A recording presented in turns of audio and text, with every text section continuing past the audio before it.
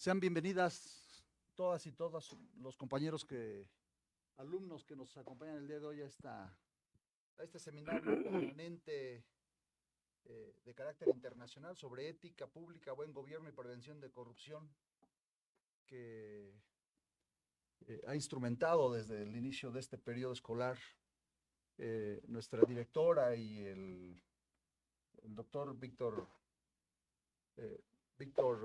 ¿qué es? No, Víctor Hugo, en coordinación por supuesto, con el contralor de nuestra universidad, Victorino Barrios Dávalos. Y quiero agradecer pues mucho a mis compañeros maestros, a mis compañeros maestros que ya están aquí, algunos de ellos. Seguramente bajarán también ya algunos de sus alumnos a esta importante plática.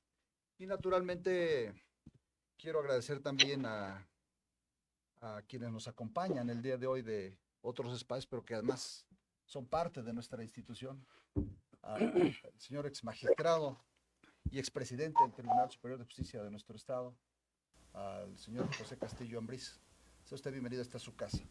Por supuesto, no puedo dejar de agradecerle también que esté aquí con nosotros en este evento importante, a nuestro subdirector académico, a nuestro querido amigo Jorge Alejandro Vázquez Caicedo, y naturalmente a quienes también han apoyado para que este evento académico tenga el mejor de los éxitos, a Óscar Diego, que está aquí también con nosotros, a quien me acompaña en esta mesa y que va a ser la moderadora de esta mesa, a la doctora Zoila Román, que es compañera maestra también de Ciencias Políticas, de la Facultad de Ciencias Políticas. Y por supuesto agradecer mucho al doctor Víctor Hugo Rodríguez Martínez por todo el apoyo que nos has dado para la logística de estos eventos académicos. En nombre de mi directora, de la maestra María José Bernaldez Aguilar, les doy la más cordial bienvenida a este centro del saber, a este auditorio que lleva por nombre José Francisco Velázquez Mejía, y que justamente en este espacio es donde nos ha servido, por lo menos en los últimos 15 años, para la reflexión y el análisis de diferentes temas de interés tanto nacional como internacional y por supuesto de la vida local de nuestro estado. Quiero también, por supuesto, agradecer al doctor Aníbal Coluber, que él es un extraordinario ponente también de talla internacional, que nos acompaña hoy desde Argentina por la vía virtual. Y naturalmente, decía hace un momento, agradecer mucho a don Victorino Barrios Dávalos por impulsar este tema que tiene que ver con el buen comportamiento, con el buen gobierno en general en el mundo, pero particularmente en nuestro país y en especial de nuestra entidad, el Estado de México. Sean todas y todos bienvenidos. En nombre de en nombre de nuestra directora, les damos la más cordial bienvenida. Ella ofrece una disculpa por no estar hoy con nosotros por razones de fuerza mayor. Ella tiene que estar en otros aspectos que tiene que estar atendiendo también de carácter académico, pero les dan la más cordial bienvenida. Así es que le voy a dejar en uso la palabra a quien moderará justamente esta mesa, que es la doctora Zoila. Muchísimas gracias y muchas gracias por la amable invitación. Agradezco la amable invitación para moderar de parte de la Facultad de Derecho, del Centro de Investigación en Ciencias Sociales y Humanidades, a quienes coordinan también este importante seminario internacional.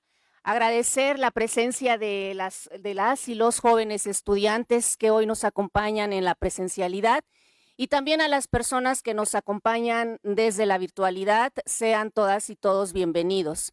Autoridades, profesores, profesoras, y también, por supuesto, agradecer a todo el equipo técnico por el cual es posible también llevar a cabo este evento. Vamos a iniciar con nuestro primer ponente internacional, para lo cual me permitiré leer una breve semblanza curricular. El doctor Aníbal Guillermo Coluber actualmente es auditor en la Auditoría General de la Nación y consultor en el área de desarrollo de capacidades de entidades fiscalizadoras superiores. También es exjefe de Relaciones Institucionales y Convenios de la Auditoría General de la Nación y asesor del licenciado Jesús Rodríguez, expresidente de la misma institución. Ex-síndico general adjunto de la Sindicatura General de la Nación, exgerente de Desarrollo de Capacidades de la IDI, de la INTOSAI, un importante organismo fiscalizador con sede en Oslo, Noruega. Miembro fundador de la Red Gobernanza Argentina, miembro cofundador, de la Red Gobernanza Argentina y miembro de la Red Gobernanza Brasil. Es contador público egresado de la Universidad de Buenos Aires y magíster en Auditoría Gubernamental por la Universidad de San Martín. Subdirector general de la Maestría en Auditoría Gubernamental Internacional de la Universidad de Buenos Aires, profesor titular de la materia Auditoría Integral 1 de la Maestría en Auditoría Gubernamental de la Universidad Nacional de San Martín y profesor en los posgrados de la Universidad de Buenos Aires, la Universidad de Cuyo, la Universidad del Nordeste, la Universidad de La Pampa y de Flaxo. Muchas gracias, doctor Kohlhuber, por estar con nosotras y nosotros, y le damos la más cordial bienvenida. Muchas gracias a tu presentación, muy amable. Zoila, un gusto estar con ustedes. Me gustaría expresar en representación de la Red de Gobernanza Argentina nuestro agradecimiento por este espacio que ha sido ofrecido por los organizadores de este lindo evento, que se trata del Seminario Internacional de Ética Pública, Buen Gobierno y Prevención de la Corrupción.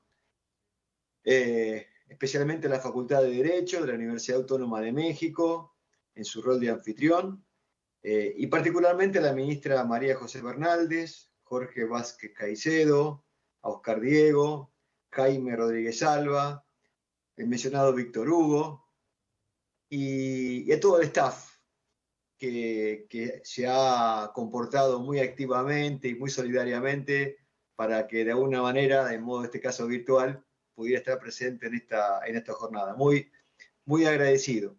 En lo personal es un honor para mí estar presente en este seminario y compartir una con el doctor Victorino Barrios Dávalos. Voy a hablarles de tres aspectos que considero relevantes para esta exposición. Primero, me gustaría contarles un poquito qué es la Red Gobernanza Argentina, por qué hemos constituido esta red de colaboradores, qué entendemos por gobernanza y por qué consideramos que es importante para el desarrollo. Y por último, por qué el control, de alguna manera, ayuda a tener cuentas claras y combatir la corrupción. Por último, ¿qué podemos hacer para combatirla? Empezando por el primer aspecto, me gustaría decirles que esta iniciativa de la Red de Gobernanza Argentina se inspiró en la Red de Gobernanza Brasil como un foro colaborativo profesional donde nosotros los argentinos, por esta situación que estamos enfrentando en nuestro país, acerca de la caída de los indicadores socioeconómicos, realmente nos alertó esta crisis y lo que intentamos hacer a través de nuestro trabajo es trabajar y cooperar en el desarrollo y el modelo de la Argentina. Nosotros consideramos, este es el concepto que tenemos, que la credibilidad y la confianza en instituciones generan, de alguna manera, reglas de juegos claras y consecuentemente promueven el desarrollo. Por supuesto que hay diversos ejemplos que lo pueden demostrar. Esto no es solamente una implicancia teórica. Tenemos los países escandinavos, tenemos varios países europeos y por supuesto tenemos casos en Latinoamérica, caso de Uruguay, por ejemplo, o el mismo Costa Rica, donde la sostenibilidad y la aplicación de prácticas y políticas de Estado han generado un marco de desarrollo sustentable y aplicable en el tiempo.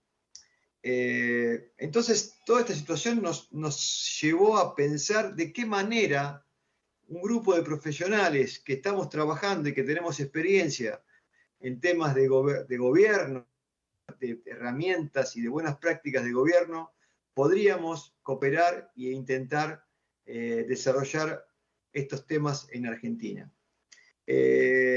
Como les dije, formamos parte de una red latinoamericana, la Red de Gobernanza Brasil, está presente en 19 estados de Brasil y ha desarrollado muchísimos programas que de alguna forma nos promueven, nos inspiran y nosotros mismos queremos implementar con las necesidades que tenemos en Argentina, ¿no?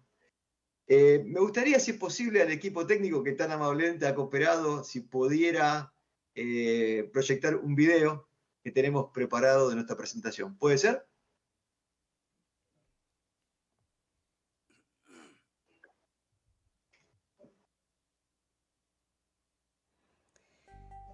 La Red de Gobernanza para Argentina es un foro colaborativo y técnicamente calificado, compuesto por servidores públicos, profesores y expertos para trabajar de forma conjunta en la difusión de buenas prácticas de gobernanza en el sector público del país.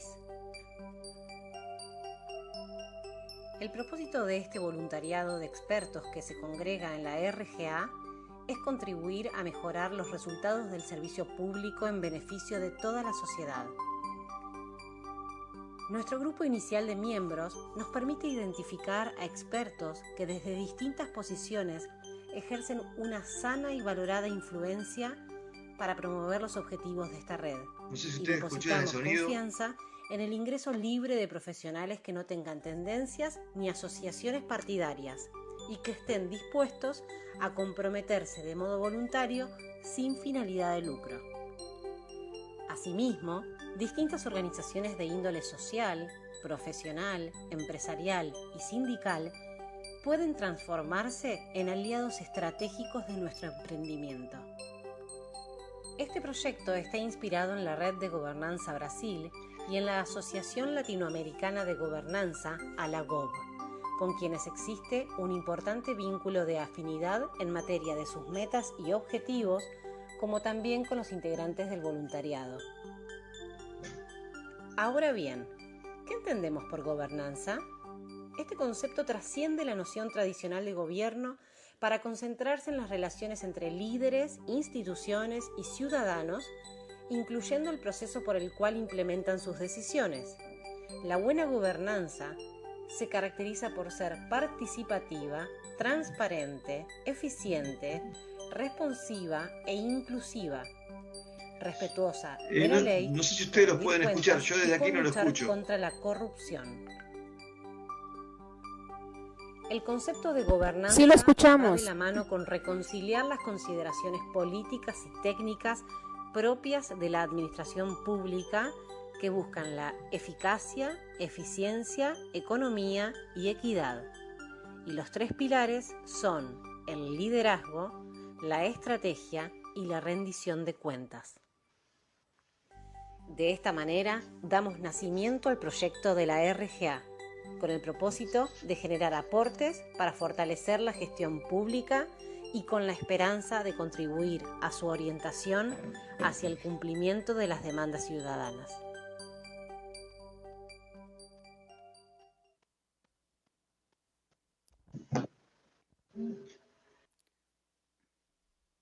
Sí escuchamos bien el video, sí, gracias. Gracias, por favor, gracias. Muy amables. Bueno, espero que lo hayan... Nosotros acá, desde lo que estábamos siguiendo en forma virtual, no lo escuchábamos, pero bueno, muchas gracias por esta posibilidad. Muy bien, entonces, de alguna manera este video sirve para presentar qué es la Red de Gobernanza Argentina y qué es lo que buscamos a partir de esta implementación. Nosotros lo que queremos decir es que desde nuestra reciente creación, operativamente, de las actividades que hemos desarrollado, hemos trabajado en el entrenamiento y capacitación de profesionales, hemos desarrollado un modelo legislativo de gobernanza para municipios, gobierno provincial y nacional, hemos implementado una metodología de abordaje para los municipios que integran en la Argentina, que son más de 3.500 municipios. Nosotros en Argentina tenemos 24 jurisdicciones, como ustedes en México, México, Brasil y Argentina somos los 3 países que tenemos estados federales, ¿no? Con autonomía de los gobiernos estaduales o, en su caso, provincias. Hemos dictado conferencias, tenemos un programa de radio donde uno de nuestros miembros semanalmente habla de la gobernanza municipal. Hemos trabajado sobre cuestiones del medio ambiente, su vinculación con los ODS. Cooperamos en la implementación de un programa de integridad en una de las provincias de Argentina, en el noroeste argentino, una provincia muy linda, se llama Jujuy, con la Oficina Anticorrupción, y hasta recientemente hemos editado un libro que contiene una investigación muy importante sobre el estado de situación de las cuentas de cada uno de los gobiernos provinciales de la Argentina. Bueno, estas son un poco las actividades que hemos hecho. Sobre el siguiente aspecto que tiene la gobernanza, queríamos decir por qué es importante y cuáles son los aspectos que es válido desarrollar. Primero, evitar la confusión que gobernanza es gobernabilidad, ¿no? Gobernanza no es gobernabilidad. La gobernabilidad está dada por un sistema democrático donde nuestros países, gracias a Dios, toda Latinoamérica tiene un sistema democrático, elige libremente a sus representantes. La gobernanza tiene más que ver con los resultados que genera el gobierno, ¿no? Con la eficiencia que tiene el gobierno. Entonces, en ese sentido, lo que nos proponemos es, como búsqueda y como concepto, por lo menos las grandes organizaciones tipo la OCDE, Naciones Unidas, bancos multilaterales, definen a la gobernanza como el medio para asegurar la eficacia gubernamental, garantizar un correcto funcionamiento de las instituciones, tratando de satisfacer las demandas ciudadanas, optimizar los procesos, generar que los gobiernos sean capaces, inclusivos y transparentes, y generar estructuras y procesos de toma de decisiones, rendición de cuenta, control y un comportamiento ético, que es parte de esta consigna de este seminario. En el sentido práctico, entendemos que la gobernanza se ejecuta mediante ciertos ejes o herramientas que están incluidos en esos ejes. Entre ellos, el liderazgo, que tiene que ver con la estructura, con el modelo, definición de responsabilidades, los medios de comunicación internos, el accountability vertical y horizontal. La estrategia, que implica a su vez establecer un plan, generar planes con metas, operaciones, indicadores, generar una alineación entre lo que es los aspectos transorganizacionales de los organismos y empresas que se incluyen en el Estado. Y por último, el control, que involucra a la mitigación del riesgo, a favorecer y fortalecer, ya lo dirá seguramente el colega Dávalos, el control interno, la rendición de cuentas y la transparencia. De este punto de vista, y partiendo de esta base de la definición y las herramientas de la gobernanza, nos preguntamos entonces, ¿por qué el control es importante? Porque de alguna manera lo que buscamos es que existan transparencia, que existan caras, y que además podamos de alguna manera mitigar el efecto de la corrupción y particularmente cómo reducirla. La OCDE indica que a nivel mundial los países desarrollados tienen un porcentual del 1% sobre el Producto Bruto que se lleva a la corrupción. O sea, en los países desarrollados se calcula por parte de la OCDE que 1% ahí se lleva la corrupción. En los países subdesarrollados como los nuestros, ese porcentual se eleva al 5%. O sea que mitigar la corrupción no es solamente una cuestión vinculada a un mejor juego de los actores socioeconómicos de un país, sino también el costo que representa ese flagelo para nuestros países. Entonces la cuestión es cómo logramos mitigar. Indudablemente, uno de los factores para mitigar esa corrupción es tener sistemas, procesos actividades que se ponen en práctica y cuyos controles generan ese resultado.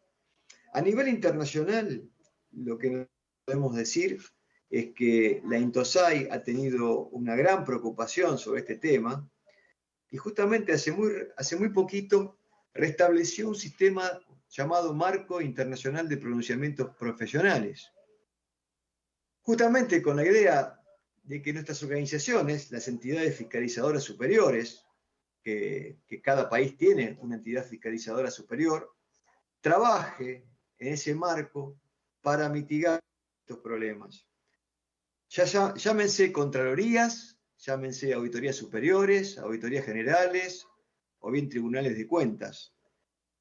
Dentro de esta organización llamada INTOSAI se encuentran las 192 organizaciones que de alguna forma se ponen de acuerdo y consensúan cuáles son las buenas prácticas para que sus entidades de control den un marco de credibilidad a las acciones del gobierno. Entonces, dentro de este marco, que ustedes podrán visitar en la página que googlean, ¿no? Hoy es más fácil googlear y colocar IFPP, o bien colocar ISAIS, que son las normas profesionales, uno puede encontrar cuestiones como, por ejemplo, los principios, estándares y guías de trabajo profesional, que justamente le dan su aplicación adecuada, le da un marco de referencia y un marco de credibilidad. En esos principios fundamentales, lo primero que encontramos es la independencia del auditor. Es muy difícil que podamos tener algún tipo de credibilidad si no podemos mostrar independencia en hace la auditoría. Segundo tema, encontramos los principios sobre la organización de una entidad de control, una entidad fiscalizadora. También podemos encontrar cuestiones vinculadas a la calidad del producto y muy recientemente ha establecido ciertos elementos como por ejemplo la capacidad profesional y ética de los actores y de la institución que lleva a cabo la labor de auditoría. Por otra parte, existen guías, existen estándares internacionales sobre lo que es la auditoría externa del sector público, la llamada ISAI 100, y luego tenemos ISAIs o normas técnicas sobre lo que implica el desarrollo metodológico de una auditoría financiera, una auditoría de cumplimiento o una auditoría de desempeño.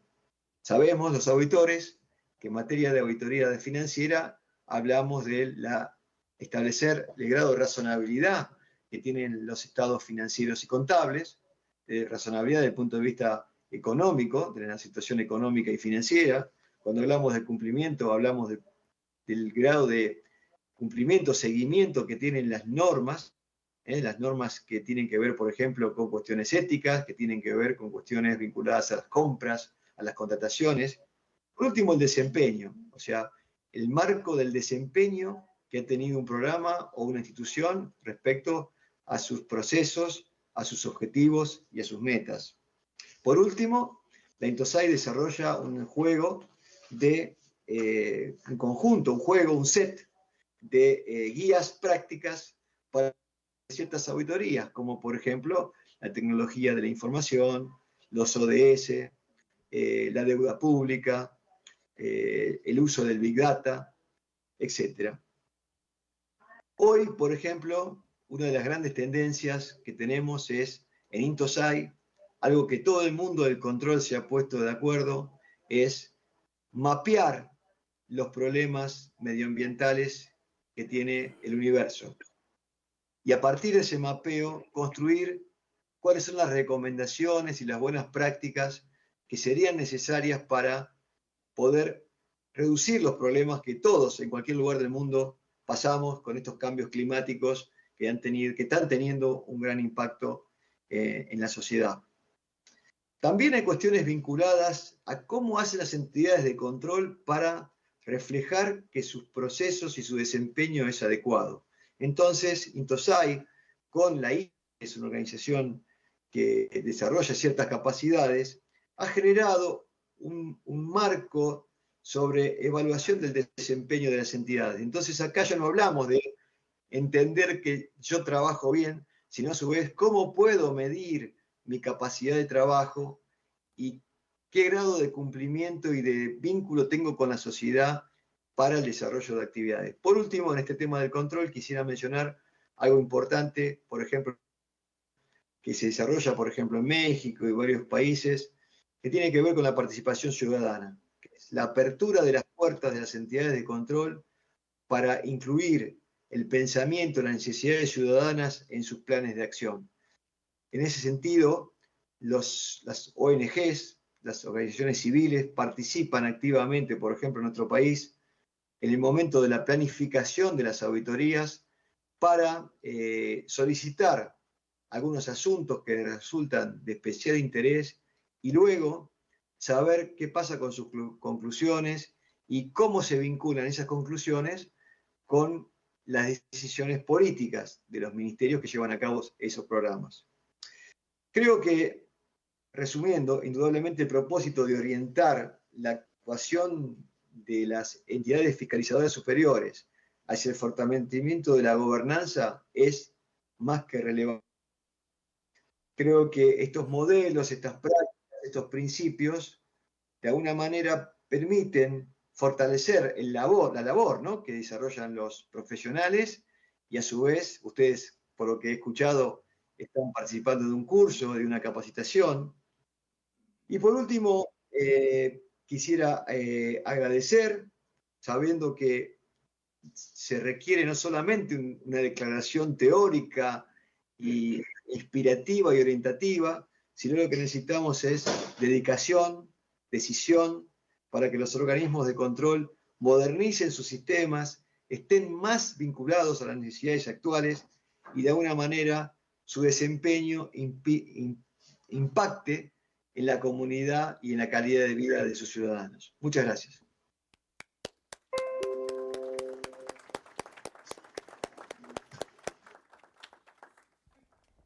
Muchísimas gracias, profesor maestro Kohlhuber, por esta brillante exposición. A continuación vamos a leer la síntesis curricular del doctor Victorino Barrios Dávalos, nuestro ponente de este seminario también.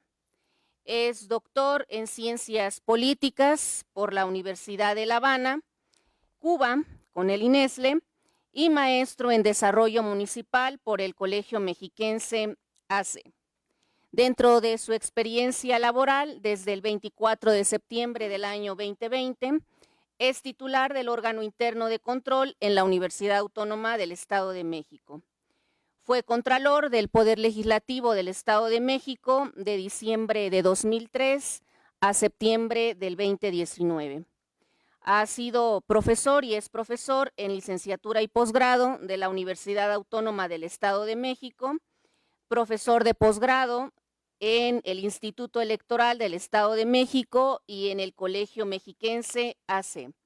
Fue coordinador de asesores en la 53 legislatura del Grupo Parlamentario del PRD y fue director de Programación, Presupuestación y Control en el CEDIPIEM del Gobierno del Estado de México. Entre otras actividades destaca que es articulista en diversos diarios y revistas nacionales.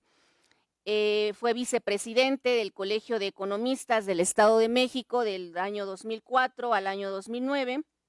Fue vicepresidente de la Asociación Nacional de Contralores del Poder Legislativo, por sus siglas ANCOPLE, del año 2005 al 2012, y fue premio bienal IAPEM 2012.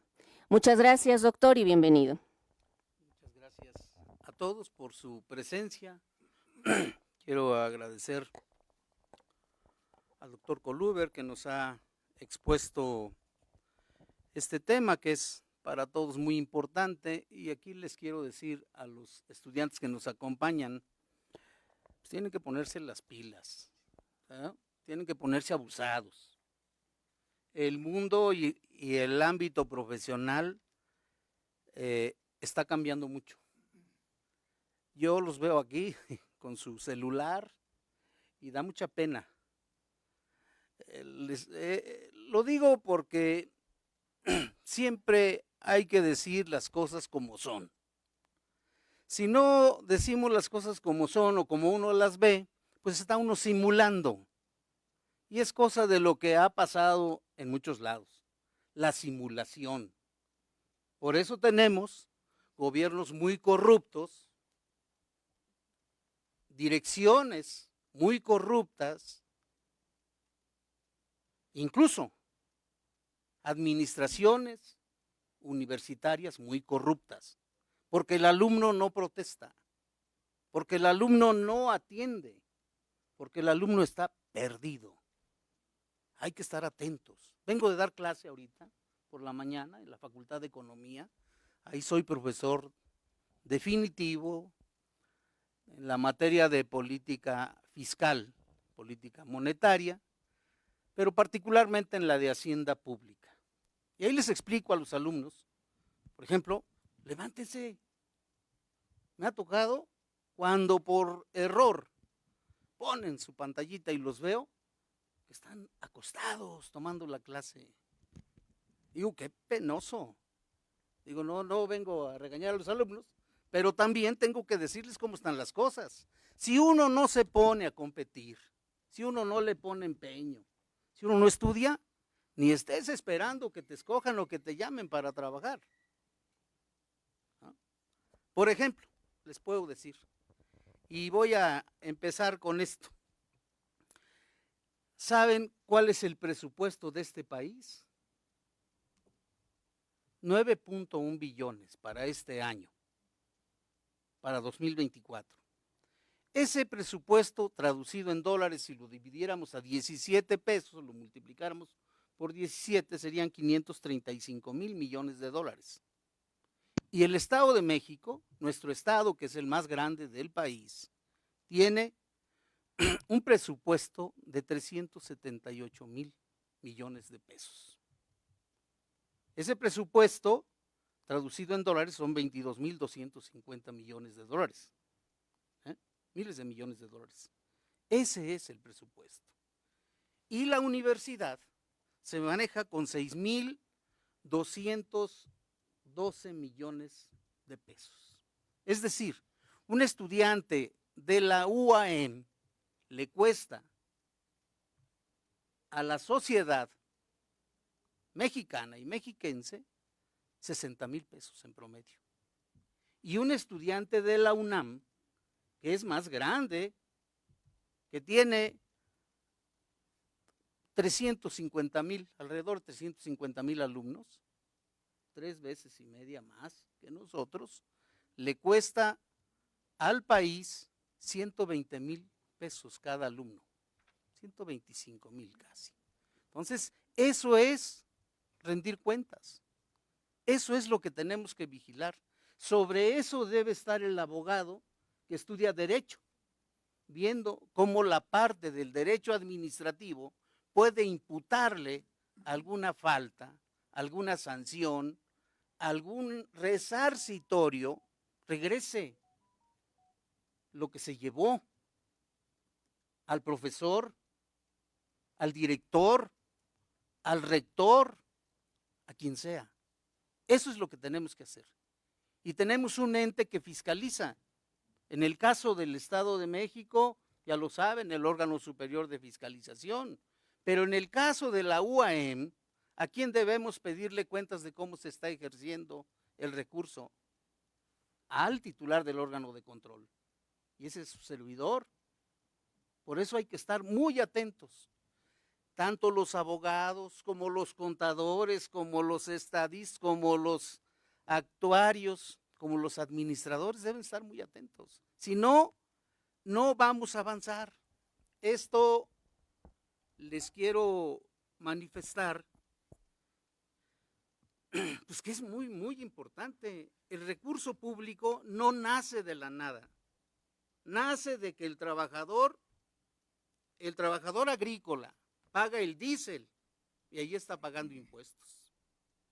Nace de que el trabajador taxista paga la gasolina y ahí está pagando impuestos. Nace del que vende las tortas allá afuera y que compró nylon, papel, todo y está pagando impuestos. Hay dos cosas muy seguras aquí. ¿no? Decía Franklin, la muerte y los impuestos, nada más. Entonces hay que cuidar.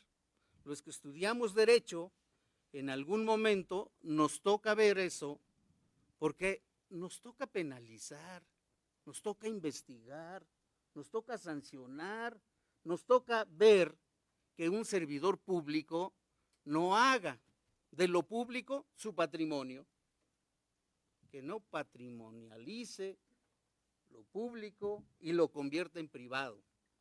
Eso es lo que tenemos que buscar, para eso nos pusieron a estudiar, para eso nos paga el estudio la sociedad mexicana. ¿Saber cuántos podríamos estudiar si no hubiera universidad pública? ¿Cuántos podríamos pagar? ¿Saben cuánto cuesta un estudiante aquí que no es admitido en la UEMX? ¿Cuánto le cuesta a sus papás? 17, 18 mil pesos mensuales el pagarles la carrera de medicina. Por eso hay que estudiar, como decía Voltaire, hay que estudiar como si nunca nos fuéramos a morir, todos los días. Si no hacemos otra cosa más que estudiar, dediquémonos a ello. Bueno, ya hasta ahí de introducción. Voy a decirles que en el mundo hay 4 tipos de entes que fiscalizan ese dinero.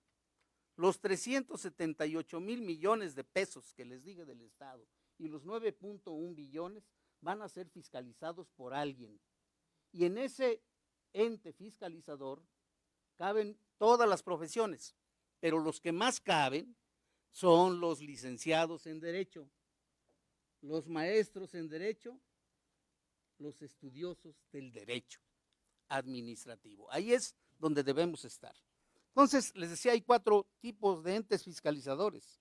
2 de tipo monocrático, uno en los regímenes parlamentarios y otro en los regímenes presidencialistas.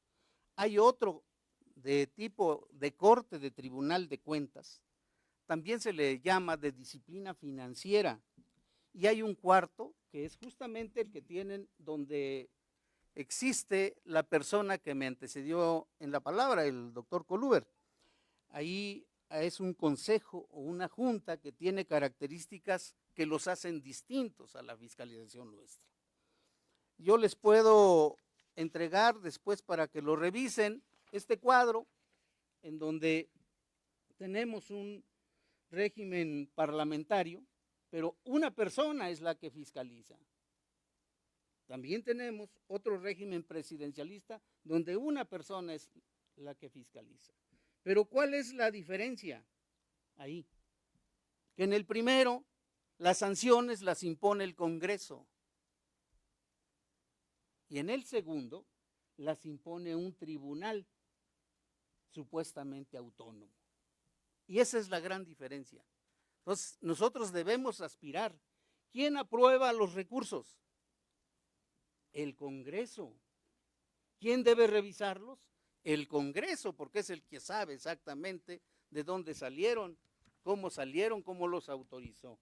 Y después viene un corte o tribunal de cuentas. El de tipo parlamentario, por ejemplo, se usa mucho en los países escandinavos y anglosajones, Finlandia, Suecia, Noruega, Canadá.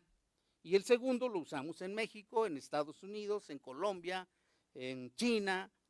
Y este tercero del que les voy a hablar, el Tribunal de Cuentas, este es muy importante y pareciera que es un tribunal, ¿no?, que se maneja autónomamente y sin embargo también tiene que estarle rindiendo cuentas al Poder Legislativo, que es el ente de donde salen las leyes, que es el ente que a los que estudian Derecho los hace trabajar ahí, sobre eso.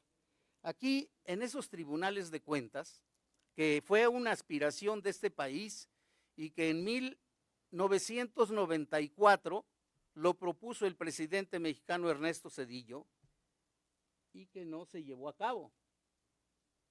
Ahí se proponía que los tribunales tuvieran capacidad hasta de sancionar, pero ahora no. ahora el órgano superior de fiscalización del Estado de México revisa, analiza, investiga, sustancia y determina la sanción. Pero para eso, para determinar la sanción, ya no lo hace. Ya pasa a un tribunal y ahí se pierde el control, porque se ha convertido en un trabajo muy arduo que hacemos los que estamos investigando, y luego llega con un ente que parece tribunal, pero que no ejerce la justicia. Y no es un tribunal de cuentas especializado. Por eso en el Estado de México debemos caminar hacia allá. Hay una constante en las instituciones, y si la hay, se llama cambio, se llama dialéctica. Para adaptarnos se deben repensar los órganos del Estado, so pena de perder eficacia, como decía mi compañero, y credibilidad. Lo de ayer ha perdido capacidad resolutiva. Mínimamente, hoy debemos adaptarnos a las nuevas circunstancias y condiciones que imponen la especialización y el cambio tecnológico. Ya se pueden hacer auditorías ahora desde tu lugar. Mándeme esto, mándeme el otro. Con el cambio tecnológico es posible hacer ese tipo de auditorías hoy. Hace 30 años, los órganos autónomos generaban la sensación de lo nuevo, de la inexperiencia, de la falta de respeto hacia esas instituciones por parte de los poderes, los existentes y los fácticos. Hoy se han consolidado y a la par también los abusos y excesos, y desde luego los cuestionamientos a sus integrantes, en el sentido de que ya les dieron línea, no investiguen, en el sentido de que si investigan y encuentran algo, negócienlo, en el sentido de que si encuentran algo, hagan como que no ven, o bien, como decía Octavio Paz, si la cosa va avanzando y llega el momento en que la sociedad te empieza a decir, ponte la del Puebla, con queso las enchiladas, la cosa ya se perdió. Estamos perdidos, decía Octavio Paz. Eso no puede pasar. Desde nuestra visión debe haber normativa clara, reconocimiento de las diferencias, capacidad de adaptación personal comprobada, capacidad e integridad. ¿Cuántas veces nos cansamos de escuchar? ¿Y eso como cuánto vale? ¿No? ¿Y eso como cuánto me costaría? En conjunto, son parte de una capacidad institucional. Es el mínimo que debe tener una institución encargada de la fiscalización, análisis, revisión y rendición de las cuentas públicas. Se puede tener el mejor diseño institucional. Sin embargo, si falta el comportamiento ético en quienes ahí laboran, desde el cargo más humilde hasta el más encumbrado, sería un ente producto de una reingeniería legislativo-institucional de primera, pero con alta probabilidad de fracaso, porque no pusieron al indicado, porque no lo prepararon.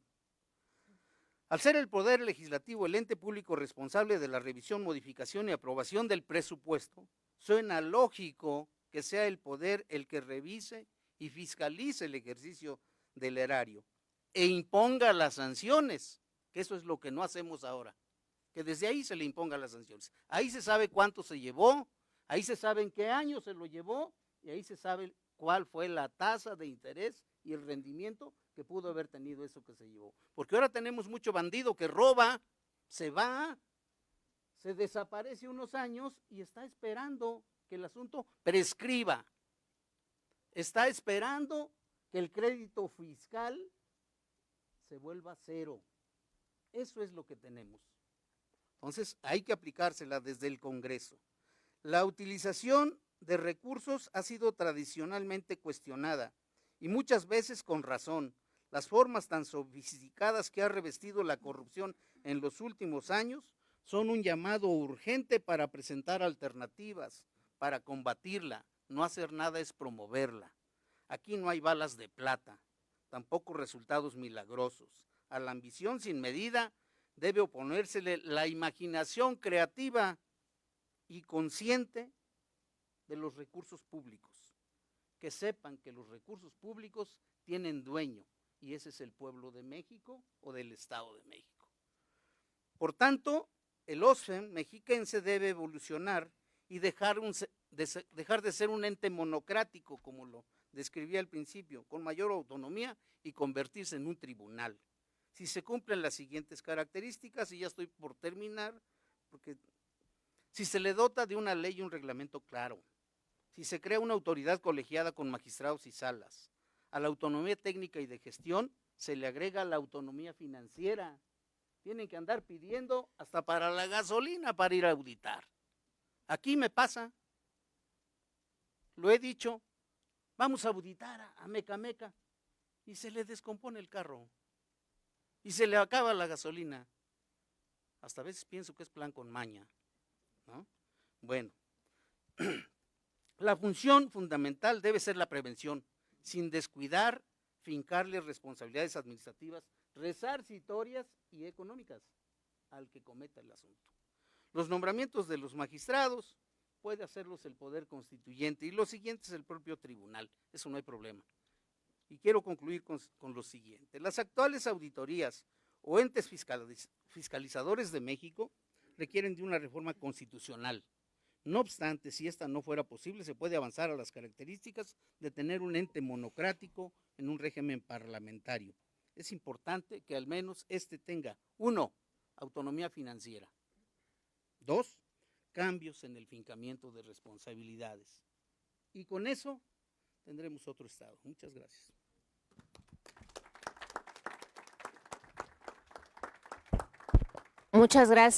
Muchas gracias, doctor Victorino Barrios, también por su valiosa exposición.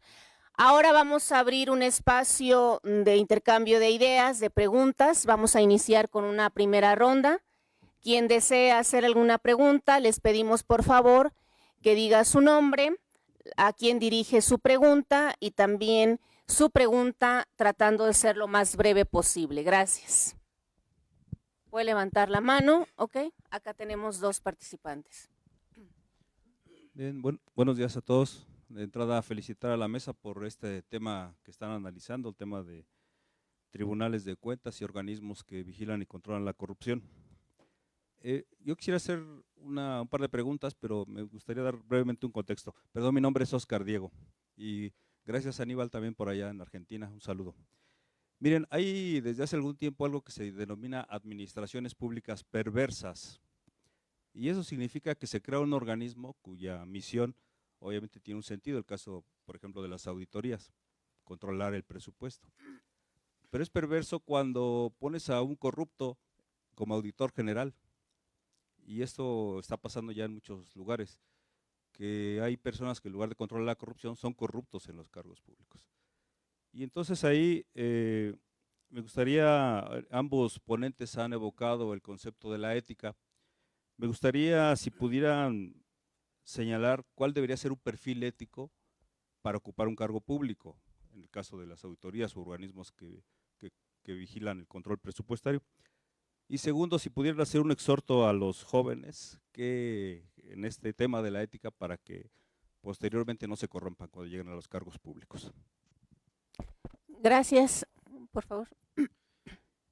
Muchas gracias, pues también me uno a la felicitación por tan excelentes ponencias, tanto del doctor Kohlhuber como del doctor Barrios Dávalos. Fue verdaderamente enriquecedor y gratificante escucharlos. Y bueno, una pregunta a cada uno de los ponentes, muy concreta, al doctor Kohlhuber. Doctor, usted nos explicó de manera muy profunda y certera lo que es la gobernanza, a qué se dedica la red de la cual usted es cofundador. Preguntarle brevemente, los grupos comunitarios, grupos sociales que no están en concordancia con los lineamientos institucionales del Estado, llamémosle pueblos originarios, llamémosle comunidades tradicionales, ¿qué oportunidad tienen en este esquema de gobernanza de participar en las decisiones públicas? ¿Es fácil su acceso? ¿Se les escucha? En su contexto, ¿hay algunas prácticas que permitan que estos grupos históricamente discriminados puedan acceder a esas discusiones de la toma de decisiones públicas.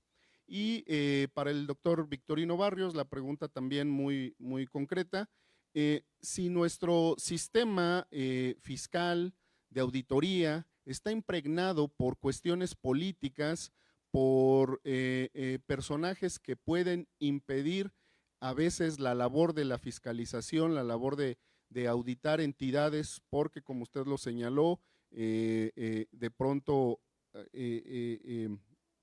hacen como que no ven las cosas, se le quita responsabilidades y funciones a estos entes.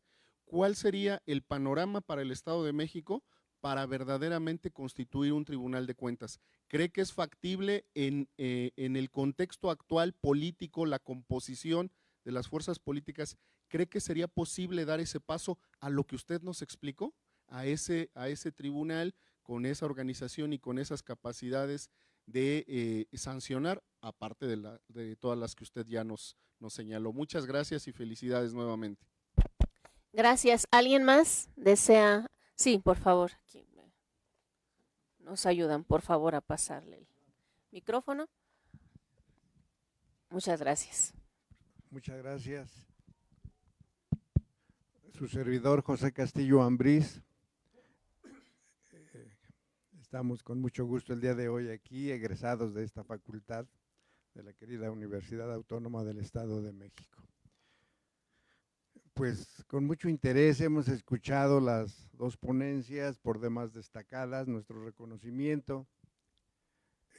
Yo, lejos de hacer una pregunta, haré un pequeño razonamiento en torno a lo que platicaba el licenciado Victorino, el doctor Victorino, el por qué en el caso del Poder Legislativo crea el órgano superior de fiscalización, donde está facultado para auditar a todas las dependencias del Estado de México.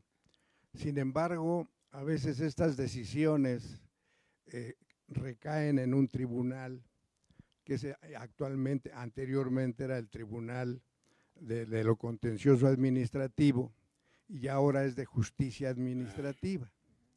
Y yo creo que esto trae de origen un enorme vicio.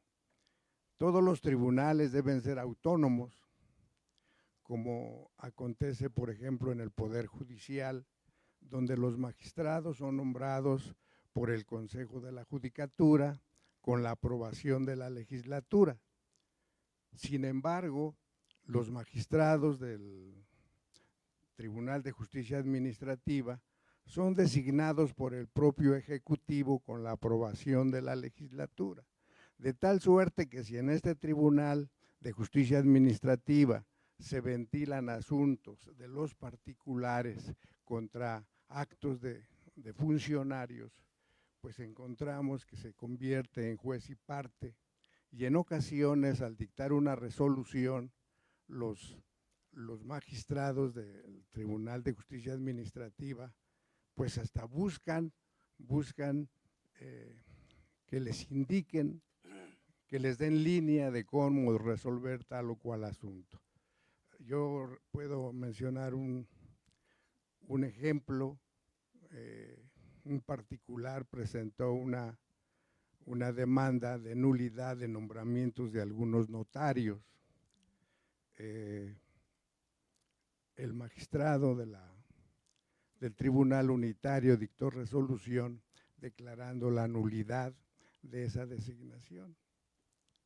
Pues se enteraron en el Ejecutivo del Estado, mandaron traer al presidente del tribunal y le mencionaron que qué cuentas le rendirían a aquel entonces ya candidato a la presidencia de la República, porque cuando dejó el Estado, dejó una lista de nombramiento de notarios que no habían hecho los cursos correspondientes y que no cumplían con los requisitos. Y aquí encontramos casos donde personas que llevaron a cabo los cursos y reunían con todos los requisitos y no son tomados en cuenta. Y traemos como consecuencia que precisamente desde ese punto la parcialidad a veces en la impartición de justicia. yo quería hacer esta reflexión, la verdad que sí, de nada sirve que tengamos un órgano superior de fiscalización que investiga, que pone en claro todas las faltantes a veces y las irregularidades que se ocasionan y que al fin de cuentas no son sancionadas como debiera ser. Muchas gracias. Muy bien, muchas gracias. Pues vamos a concluir esta primera ronda y no sé quién quiera comenzar. Bueno, el doctor Aníbal, por favor, le cedemos la palabra. Bueno, cómo no, muchas gracias. Creo que las preguntas que me corresponderían dar una respuesta tienen que ver con dos cosas concretas, ¿no?, que les preguntaban los colegas. Por un lado es la representatividad o elección de las autoridades de una organización de control. En ese marco, indudablemente, la credibilidad de la persona o del cuerpo, hablaba el doctor Victorino Barrios, hablaba de que a veces pueden ser cuerpos colegiados, distintos formatos hay en el mundo sobre los modelos de entidades de control, y aquellos que ejerzan esa función deberían llegar, indudablemente, por tener una experiencia, por tener una buena reputación, porque indudablemente, por más que uno pueda hacer un buen trabajo, si el reporte no tiene credibilidad de la persona que lo firma, y la verdad que invalida, ¿no?, a la tarea técnica y metodológica. No es solamente metodológica, también es una tarea de representatividad y de, como llamamos, accountability, ¿no?, que es los cruces por oposición de los organismos que integran la información a administración financiera. Entonces, digamos, internacionalmente hablando, no soy quien para hablar del caso de México, no soy ciudadano mexicano, pero sí alguien que ha andado en distintos lugares del mundo, en distintas organizaciones. Puedo decirles que es muy importante la manera en que se seleccionan las autoridades.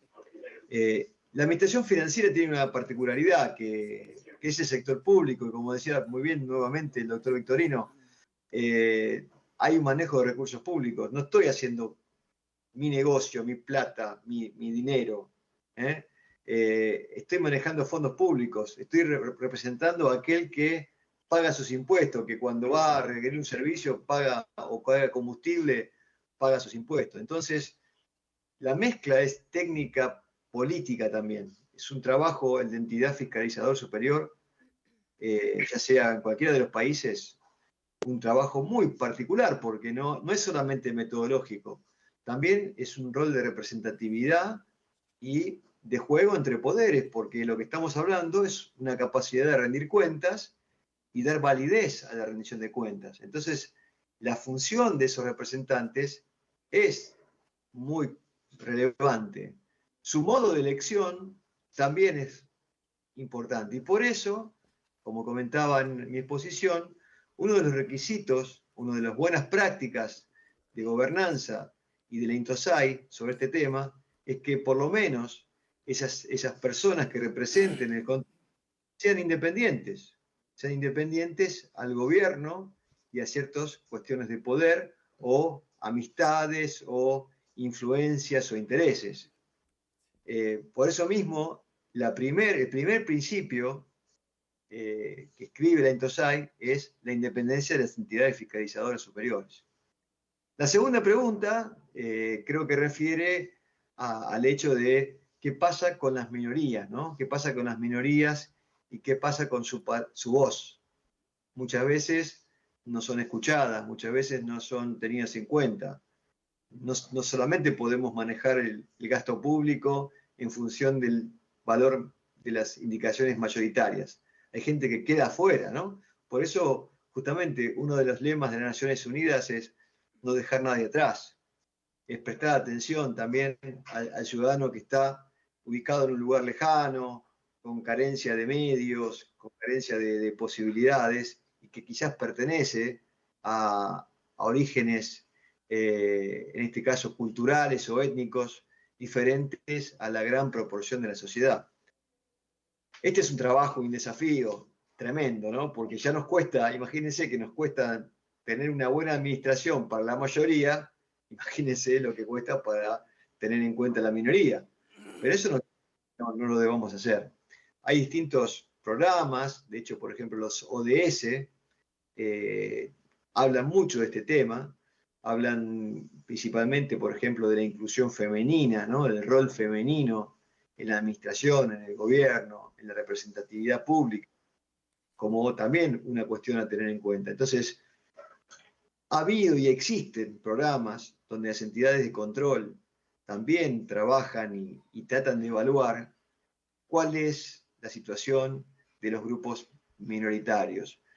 Pero no solamente una cuestión declarativa, de principios y elementos, es como decía el doctor que me acompañó en esta exposición, hay que ponerse las pilas, y hay que hacer, y hay que poner en práctica.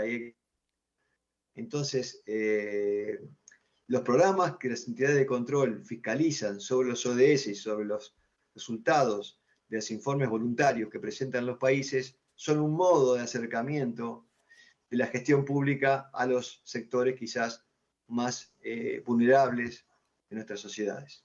Gracias. Gracias, doctor. Ahora pasamos. Muchas gracias.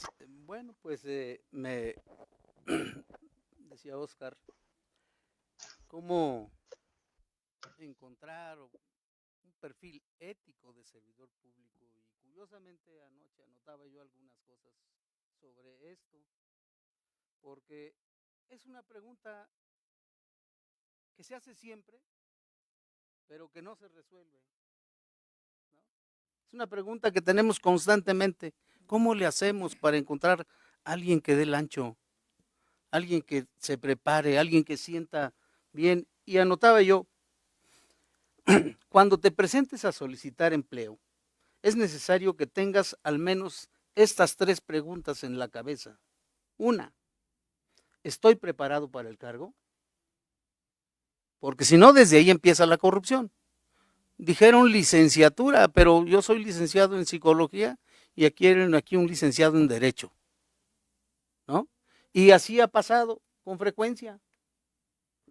Anunciaban el licenciado tal, pero el licenciado no era en la materia, era en cualquier otra cosa.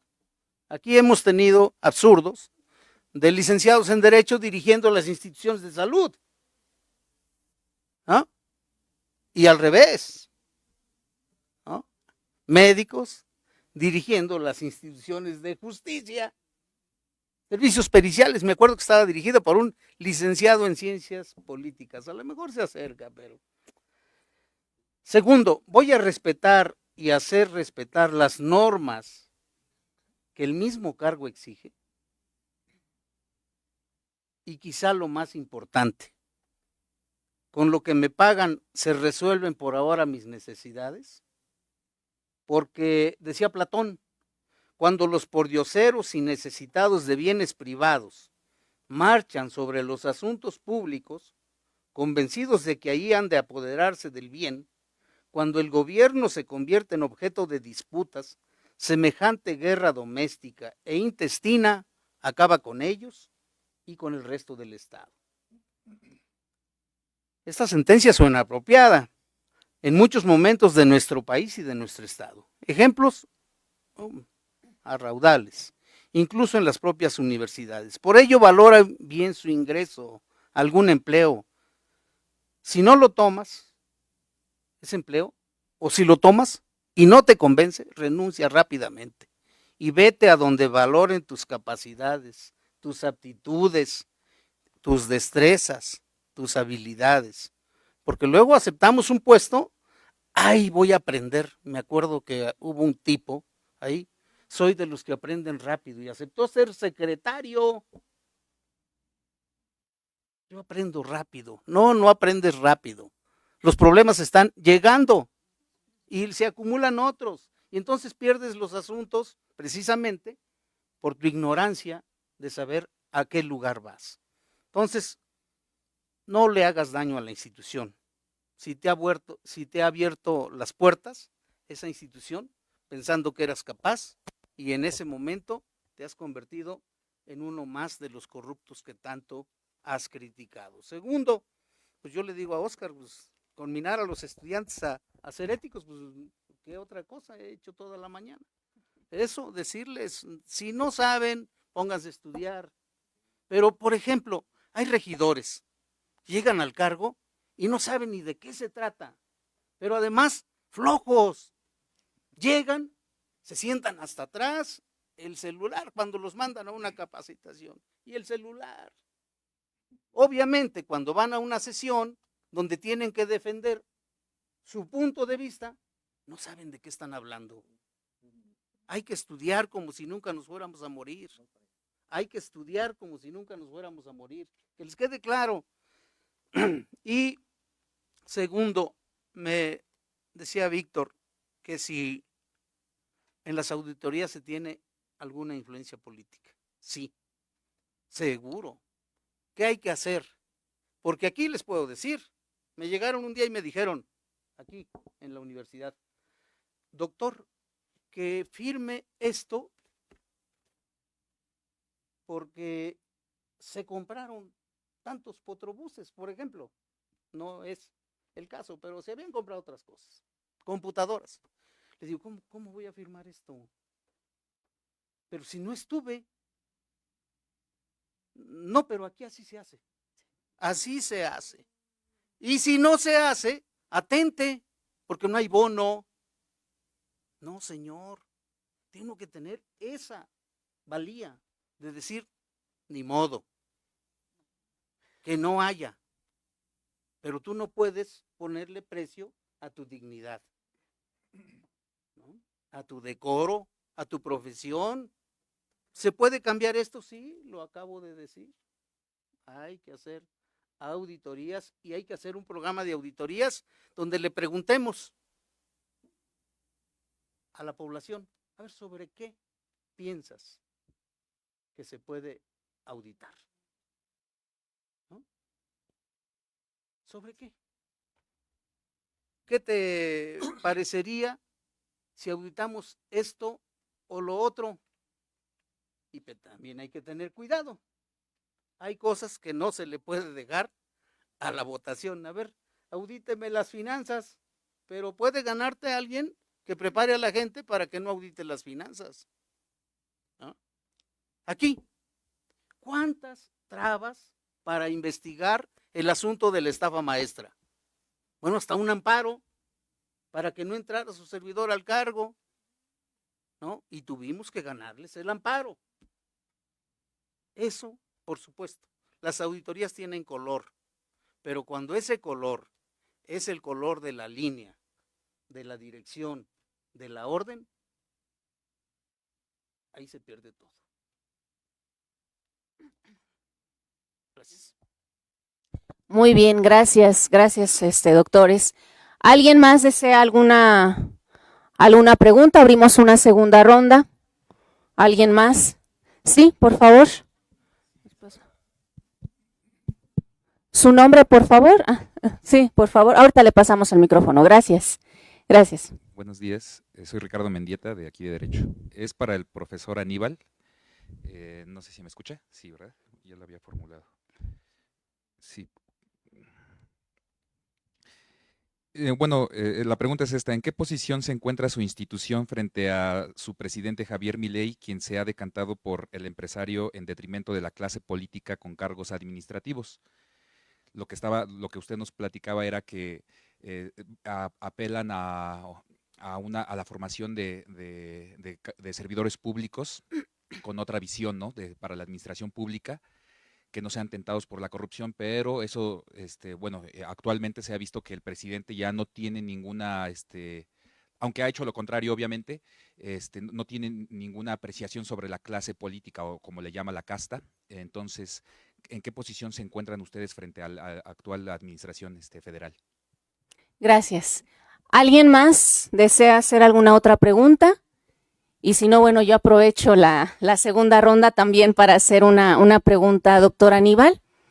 ¿En Argentina habrá alguna normativa con carácter de obligatoriedad, básicamente, que establezca los modelos o las formas de auditoría que deben de realizar tanto la Auditoría General de la Nación como las entidades fiscalizadoras de las provincias. Esto se lo pongo en contexto porque en el caso mexicano, el Sistema Nacional de Fiscalización tiene las normas profesionales de auditoría del Sistema Nacional de Fiscalización, pero no tienen carácter de obligatoriedad. Es decir, ellos proponen un modelo de 3 auditorías que deben hacer los órganos de control y las entidades fiscalizadoras, que es la auditoría de desempeño, la de cumplimiento y las financieras. Pero como no tiene carácter de obligatorio, terminan haciendo las auditorías que consideran pueden hacerse o que, como decía el doctor Barrios, que tradicionalmente se hacen. Luego entonces terminan haciendo auditorías que cuando le llegan al abogado dictaminador, por ejemplo, emitir alguna sanción sobre la auditoría en caso de que llegue a manos del abogado dictaminador, luego no tienen para fundar o motivar una sanción y termina desechándose la auditoría. Entonces, cuando existe una normativa clara sobre tipo de auditoría y elementos que fortalezcan el trabajo del auditor, luego entonces cuando llega el abogado dictaminador puede tener mayores elementos para emitir una sanción. En nuestro caso, con base en una ley que se llama Ley General de Responsabilidades Administrativas, que cuando uno la revisa tiene elementos bastante raros entre derecho administrativo y derecho penal, pero bueno, esa es otra cosa. Gracias, doctor Aníbal. Por favor, gracias por las preguntas, por el interés. Primero quería decirles que, bueno, que sobre la primera pregunta respecto a la posición del presidente Javier Milei en este momento de la Argentina, y lo que podemos decir es que en este caso no voy a hablar de la red de gobernanza, sino que voy a hablar un poquito de la Auditoría General de la Nación. La institución en Argentina tiene un formato y una validez constitucional. El artículo 85 de la Constitución dice que existe una Auditoría General de la Nación que está a cargo del control financiero, patrimonial y económico del Estado. Y para eso, en nuestra conformación, es un modelo, ¿no? No quiere decir que sea perfecto, ni mucho menos, es un modelo que para la Argentina, ese modelo que se está respetando desde hace ya casi 30 años. El presidente de la institución es el representante o el elegido por la primera minoría política del Congreso, en una resolución conjunta. La resolución conjunta es entre el Senado y diputados. Aquel partido que al momento de la elección, por ejemplo, en este caso, ganó Milei las elecciones, el partido de oposición con mayor banca, tanto en senadores como en diputados, realiza, a través de sus cuerpos legislativos, una resolución conjunta en la cual dice el presidente, por tales características y por supuesto por tener antecedentes profesionales y no tener cuestiones penales, será el presidente de la auditoría. Ahora bien, nuestra estructura no es un cuerpo unipersonal, sino que es un cuerpo colegiado, donde tenemos 6 representantes más, de los cuales 3 representantes provienen del área de diputados y 3 del área de senadores. Y también ellos son elegidos de acuerdo a la conformación de las cámaras, tanto en diputados como en senadores. Este es el sistema de la Argentina. Ahora, también quiero decirles que a partir de allí, todas las decisiones no las toma solamente el presidente, sino que lo toma por mayoría el cuerpo colegiado. Las reuniones del Colegio de Auditores es pública, uno puede asistir o los puede de forma virtual, donde uno ve cuál es la posición de cada auditor ante determinados informes que son después publicados y expuestos en la página web de la institución. Por otro lado, con lo cual lo que quiero decir es, Milei es el presidente y el director más importante del Poder Ejecutivo, representante más importante del Ejecutivo. Ahora, está fiscalizado por alguien que de una forma designó la oposición política, que además despliega su trabajo en los cuerpos técnicos, porque, como decía, el trabajo de control no es solamente un trabajo técnico metodológico, en este caso también es un trabajo de control político, control de poderes, que supuestamente su trabajo fortalece al juego de las instituciones públicas y a través a la democracia, ¿no? Fortalece la democracia. Respecto a la segunda pregunta, lo que quería comentarles es el tema de la normativa, ¿no? Preguntaba la normativa. Bueno, eso en realidad depende un poco del modelo que en nuestro país establece la Ley de Administración Financiera a nivel nacional, que crea órganos rectores y órganos ejecutores. Órganos rectores son, por ejemplo, la Oficina Nacional de Presupuesto, la Oficina de Crédito Público, la Oficina de Tesorería, y en materia de control, el órgano rector de control externo es la Auditoría General de la Nación, organismo que le acabo de mencionar, y en materia de control interno es la Sindicatura General de la Nación. Hay un organismo específico que se dedica al control interno y otro al externo. ¿Por qué es importante hablar del órgano rector? Y porque el órgano rector dicta las normas, dicta los procedimientos y las normas que tienen que ver con el cumplimiento del control externo. Y a partir de allí, justamente, la auditoría estableció la resolución 26 de 2015, en la cual establece qué considera control externo, cuáles son sus reglas, cuáles son sus principios, su formato, y luego establece 3 resoluciones que hablan de qué sería una auditoría de cumplimiento, qué sería una auditoría financiera y una de desempeño, y además, como es importante en nuestro país, una norma respecto al endeudamiento público.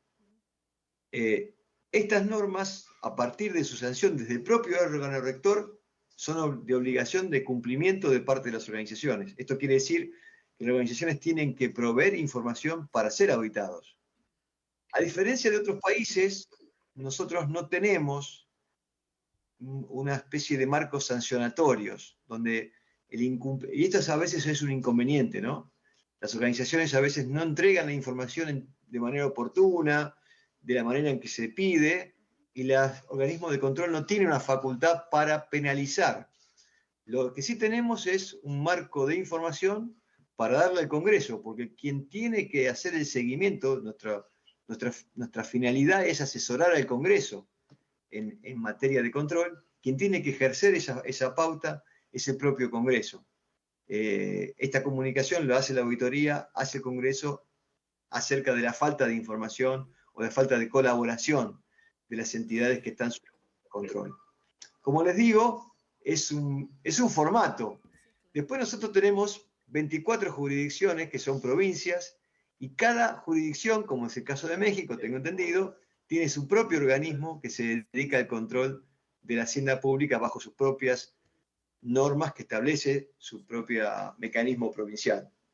Bueno, esto es un poco el modelo que tenemos en Argentina, que por supuesto tiene muchas cosas a 30 años de la sanción de la Ley de Administración Financiera, tiene todavía aspectos que se necesita rever, de hecho hay proyectos de modificaciones, proyectos de regulaciones nuevas para mejorar el sistema, porque bueno, en 30 años todos aprendemos, todos vivimos experiencias, indudablemente hay que mejorar mucho, pero ya también hay una experiencia, hay una trayectoria, hay un formato, esto que les decía de la oposición creada en 1994, ya es un mecanismo estable y que intenta proveer transparencia, independencia y un buen marco de rendición de cuentas. Muchas gracias, doctor Aníbal, y con esta última participación cerramos nuestro espacio de rondas, preguntas y comentarios. A continuación, cedo la palabra al doctor Roberto Alpizar para la entrega de reconocimientos y clausura de este importante evento. Gracias, apreciada doctora. Pues vamos a concluir ya este evento académico y para tal efecto les voy a rogar que pudieran hacer llegarle pues a nuestro ponente argentino, al doctor Aníbal Coluber, esta constancia que acredita pues su participación en este importante foro y del cual nos quedamos con un grato sabor de boca. ¿Sí? Se la hago llegar a través de los organizadores y seguramente pronto se la harán llegar a usted. Muchas gracias, muchas gracias. Muy amable. De la misma forma, quiero entregarle al doctor Victorino Barrios Dávalos este reconocimiento también por su atinada disertación también. que además hay que reconocer que es un hombre que viene abriendo camino, viene abriendo brecha en el tema de sobre todo de la auditoría y particularmente del buen comportamiento, como él le llama, de buen comportamiento de quienes tenemos la posibilidad de servirles a los demás. Así es que, por eso, felicidades. Gracias. Le entrego este reconocimiento que es firmado por nuestra directora y nuestra subdirectora académica.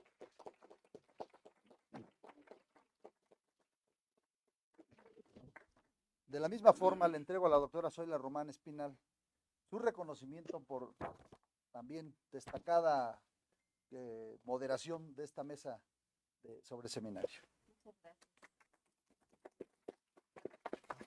Y a Víctor Hugo Rodríguez Martínez también, organizador junto con su servidor de este importante evento.